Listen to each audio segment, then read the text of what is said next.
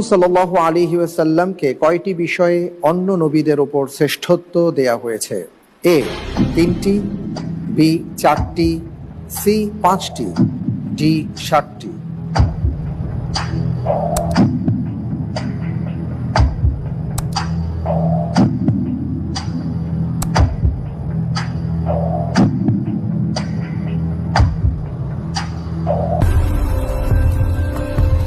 হাদিসে পড়েছি 5টি বিষয়। যেমন 1 নম্বর হলো যে আমার জন্য সমস্ত জমিনকে পবিত্র করে দেওয়া হয়েছে এবং জমিনের সব জায়গাকে আমার জন্য মসজিদ বানিয়ে দেওয়া হয়েছে, অর্থাৎ যে জায়গায় নামাজের সময় আসবে সেখানে আমরা নামাজ পড়তে পারি। আচ্ছা। 3 নম্বর হলো গনিমতের সম্পদকে আমার জন্য হালাল করে দেওয়া হয়েছে।